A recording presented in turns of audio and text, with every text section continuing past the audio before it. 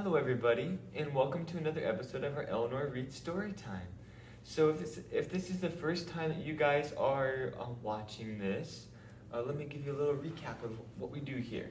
So, the Eleanor Reads goes from March 1st until November 17th this year. And each month leading up to November, we are reading a children's picture book. And so, for the contest, you just have to read 4 picture books from your age range, and that goes all the way up to adults. But for this Eleanor Reads Storytime, we're just doing picture books. So you have to read 4 titles from your age range, and then you put it in and you get a Barnes & Noble gift card. So for this story time, we've already read 4 from birth until 4 years old. If you haven't seen those and that's what your age range is, or if you have a child that has that age range, feel free to watch the other videos and you'll be able to catch up with those. If you are in the age group K through 2nd, then you're in luck because this is the first story time that we're going to do for that age group, just in case you can't get the book at home. So the book that we're going to read today is called Sofia Valdez, Future Prez. And it is written by Andrea Beaty and illustrated by David Roberts. So we'll go ahead and get started.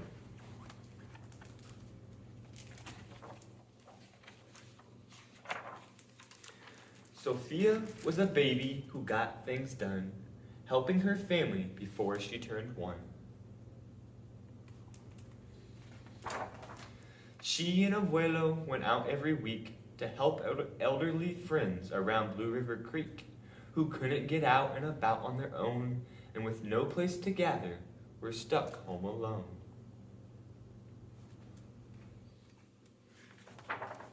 Raking the leaves, taking pets for a walk, or just dropping by for a treat and a talk, Sofia Valdez did as much as she could for her family and friends in her whole neighborhood. A dreamer, a doer, a real-life go-getter. Most people like good, but Sofia liked better.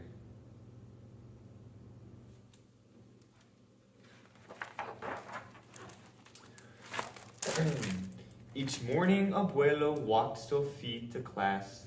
They walked home again and along Blue River Pass, making plans, munching cookies, Abuelo and girl.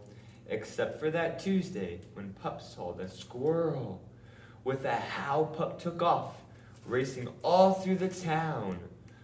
Over, under, beneath, and around. Sofia scrambled to try to keep up with the hollering man and the bellowing pup.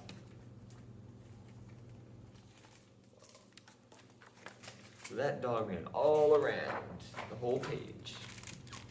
Up the squirrel ran to the top of a hill, made of leftover junk for the local landfill.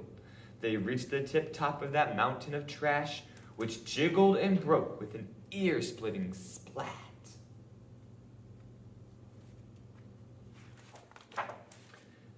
Down they all tumbled and hit with a thud on a moldy old pumpkin surrounded by mud.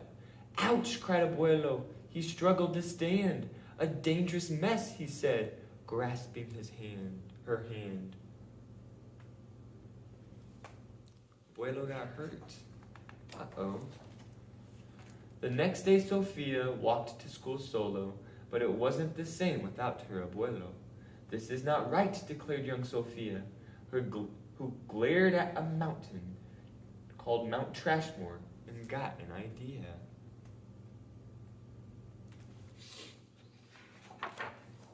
The very next morning at dawn, she planted a sign at the front of the lawn. She stood back and smiled, and Pup gave a bark. Get rid of Mount Trashmore. Let's build a new park.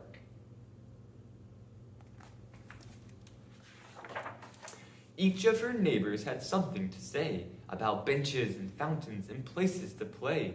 Meeting spots, gardens, a basket for bees, a rubber duck pond, and a kiosk for cheese. She drew every thought on her map of the park, which was perfectly perfect by a quarter till dark. She drifted to sleep in her soft, cozy bed. Then, bam! She woke up when a thought smacked her head. Her heart skipped a beat as she realized each one of her neighbors had said, "Let me know when it's done." They all thought Sofia could build it alone. But how could one girl do so much on her own? The weight of that thought made her tender heart ache as night thunder growled and she lay wide awake. Then dawn brought a storm and the gloomy sky wept, and the heartsick Sofia finally slept.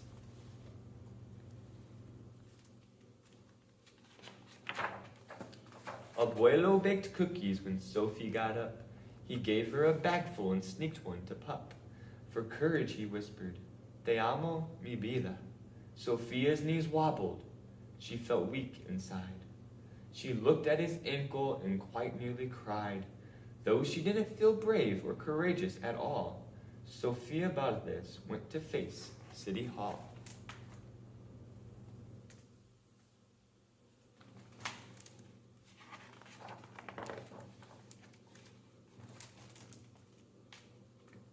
There's City Hall.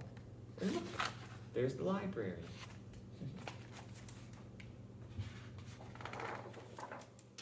The mayor's office sent her to room 401, the Blue River Creek Department of Fun, which sent her downstairs to room 302, the office of duck ponds and cool things to do, to the office of monkeys, the department of cheese, the division of fountains and meetings and bees, then down to the basement so musty and cramped, where all the town's papers were sorted and stamped. And that's where the clerk said what no one else did.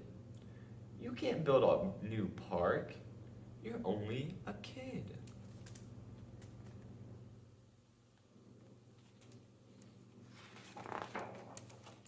The words smacked Sofia deep down in her heart. Her plan was kiboshed before it could start. "I think," said Sofia, "I think that law's wrong." But her second grade voice didn't sound very strong. The clerk said, "Clearly it cannot be done. Do you have any questions?" Sofia said, "One. If you were me and if I was you and he was your grandpa, what would you do?" Well, said the clerk. Then she said nothing at all. She thought and she thought. Then she sent out a call to every employee throughout City Hall. The entire government of Blue River Creek crammed into the office to hear Sophie speak, but her words jumbled up and her cheeks turned bright red as a dozen emotions rushed out into her head. Her heart beat so loudly she thought it would crack.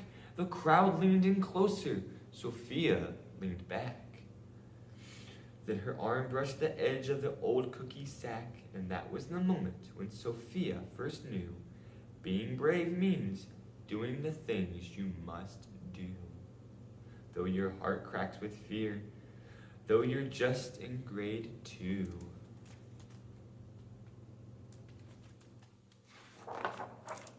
She took a deep breath, looked the mayor in the eye, and though her knees wobbled, she held her head high. Sofia started talking. She spelled out her plan and why it all mattered and how it began. And once she got rolling, she had lots to say about meeting spots, monkeys, and places to play, and other ideas for things they could do to help the town elders and other folks too. She had thoughts on the library, thoughts on the zoo, and perhaps a way to combine the two. And... "All right," cried the mayor, go start a petition. If the town wants a new park, we'll form a commission." And so young Sofia got right to work with some help from her family and Pup and the clerk. Their signs say, "Let's build a park for everyone. Sign our petition, please. Bark for parks." Then others joined in, not all, but a few, like Miss Lila Greer and the kids in grade 2. Whoa, look at everybody. the petitioning for a park. There were hearings and surveys and taxes to figure, then bulldozers, cranes, and blue bigger digger. They all built that park. That's how it got done, with the hard work of, by, and for everyone. But it began with the dream of one person, just one, who laced up her shoes and then led the way to help Blue River Creek get a new place to play. Now every evening till long after dark, the town comes together at Citizens Park. That Sofia Valdez could grow up to be president. That was the truth that was self-evident. Until then, Sofia, that real-life go-getter, helps Blue River Creek get better and better. The end. All right, everybody. Like I said, that was the first one of the K through second. But that doesn't mean that if you're younger or older, you can't watch it too, these story times and participate. So I hope that you enjoyed it. Next month we'll do another story along with those K to 2 grades. So if you or your kids are having a hard time getting some of these books, because I know they're pretty popular considering they're on the Eleanor Reads, you can always come here and we'll make sure that you get all the books read and available to you so you can be entered into that Barnes & Noble gift card and participate. All right, well, thank you, everybody, and I'll see you next month. All right, bye.